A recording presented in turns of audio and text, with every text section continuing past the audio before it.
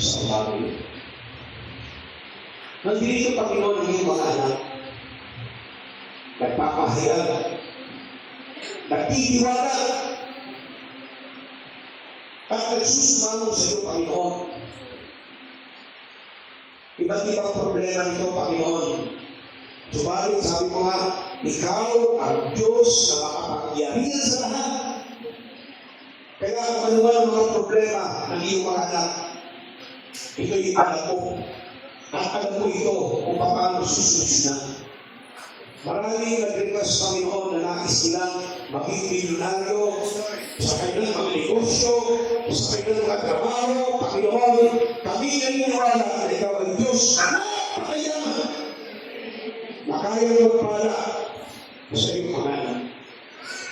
At lahat dito, Panginoon, may mga karamdaman. Diyos, ikaw ang dakilang doktor.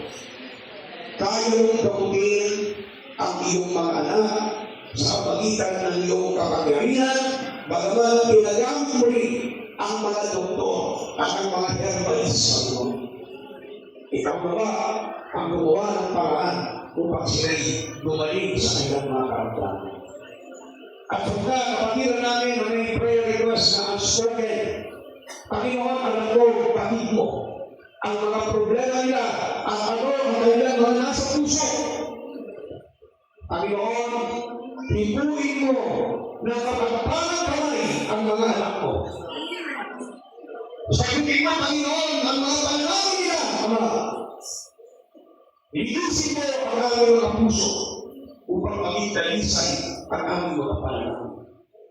Ama, kami nagpapasalamat na po sa iyong katugunan sa mga panalangin ng iyong mga anak. Ang gawin na lang namin ay ipabuhay namin ang iyong salita at ang iyong mga utos. Salamat ng Panginoon, hindi po sa aming kapitan, sa Pitapongel, pagpanahin siya.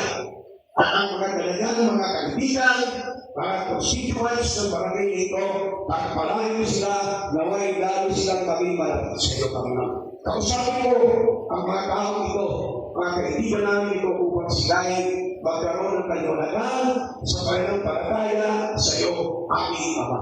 Kaya muli, pinaalay namin ang lahat ng papuri at pagsalamat sa pagkain sa mga dalangin sa pangalan ni Jesus. And all of people say,